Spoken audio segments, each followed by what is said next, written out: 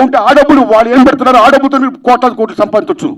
ఉదాహరణ, హాలీవుడ్లో 10 commandments Cecil పెట్టి ఇమీడియట్ తీశాడు ఆయన. మామూలు బడ్జెట్ కదా, వేలాది కోట్ల సినిమా తీశాడు ఆయన. అండ్ బెన్హార్ వేలాది కోట్లు పెట్టి తీశారు ఆ సినిమాలు. మీరు నమ్మండి, 2 సినిమాలు కూడా hits and gone with the wind. ఆ సినిమాలకి ఆ రోజుల్లో కోట్లు ఖర్చు అయితే మళ్ళా కోటాను కోట్లు చేసి మీరు నమ్ముతారా తమ్ముళ్ళారా, గూడ్స్ బళ్ళల్లో డబ్బులు తీసుకొని వెళ్ళేవారు. అదే రేట్లు. మేము 10 కమాండ్మెంట్ తీసాం, మేము బెన్హార్ తీసాం, చాలా ఖర్చు పెట్టాం, కాబట్టి రేట్లు పెంచండి అని అడగలా. కమ్ టు హిందీ ఫీల్డ్, కేఎస్ఎఫ్ మొగలేదాం అని జీపీ సిప్ గారు షోలే మామూలు సినిమాలో మొగలేదాం మీరు నమ్మండి 9 years తీసాడైనా. అప్పు సప్పు చేసి మొత్తం బేపర్చి మామూలు బడ్జెట్ కాదు. ఆ సినిమా రిలీజ్ అయ్యే ముందు నేను చాలా అప్పు సప్పులు అయిపోయాను, 9 years పట్టింది, చాలా కోట్లు పెట్టేశాను, నాకు రేట్లు పెంచండి అని కేఎస్ఎఫ్ గారు అడగలా. సిస్టమ్, ఈ రెస్పెక్టెడ్ సిస్టమ్. ఏం రేట్లు ఆ రేట్లో నుంచి సినిమా రిలీజ్ చేశాడైనా. మీరు నమ్మండి, సినిమా బీపచ్చని హిట్. నమ్ముతారా తమ్ముళ్ళరా? బెన్హార్ అండ్ 10 కమాండ్మెంట్స్ గూడ్స్ బళ్ళల్లో డబ్బులు లాభాలు తీసుకుని వెళ్తే లారీల్లో లాభాలు తీసుకుని వెళ్ళాడు కేఎస్ఎఫ్ గారు.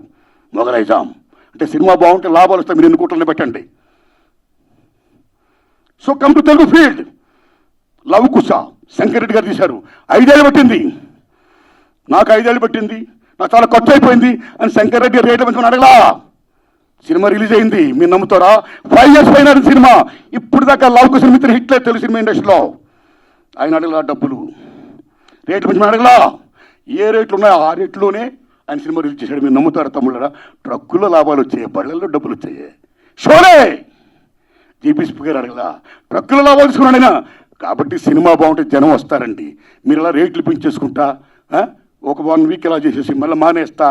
థియేటర్ నేను ఆటో మీద ట్రావెల్ చేస్తున్నప్పుడు, తమ్ముడు మన సినిమా చూసేవా, తమ్ముడు ఏ సినిమా చూసామంటే సినిమా చూడాలి ఉందండి, కానీ చాలా రేట్లు పెట్టేసారండి ఫస్ట్ వీక్. నా ఫేవరెట్ యాక్టరే కానీ డబ్బులు లేవు, అప్పు చేయాలంటే కష్టంగా ఉంది, చూడలేకపోతున్నానండి. ఆ రకంగా ఎంత డ్యామేజ్ అవుతుందంటే సినిమాకి. ఇప్పుడు ఎందుకంటే రేట్లు పెంచుతారు? ఒక నామ్స్ ఉన్నాయి. You must respect the norms, you must respect the system. And అన్నింటి నుంచి సంక్షేమ రాజ్యం ఉంది. ఏ సగటు ప్రేక్షకుడు ఉన్నాడో ఆ సగటు ప్రేక్షకుడు భారతదేశంలో సినిమాయే వినోదం. ఆ వినోదం దూరం చేయకండి ఈ రకంగా పెట్టి. సో దిస్ ఈజ్ ఒక మాల్ ప్రాక్టీస్. ఒక రకంగా చెప్పాలంటే దిస్ ఈజ్ నేను నమ్మని తమ్ముళ్ళరా, ఈ భారీ చిత్రాలు చేస్తున్న నిర్మాతలు, government is doing a black marketing in the name of raising the rates. అది కరెక్ట్ కాదు. అలా పెంచకుండా అందరికి ఒక ఇష్టం పెట్టి సగటుని మాత్రం బతికించి పెర్సెంటేజ్ సిస్టమ్ కాపాడండి. అది రుచిగా చెయ్యండి. ఆ రకంగా మీరు అందరూ పెద్దలందరూ కూర్చొని మాట్లాడుకొని మేలు చెయ్యండి. ఇది నా విజ్ఞప్తి. Thanks a lot. ధన్యవాదాలు అండి మీకు. Thanks a lot.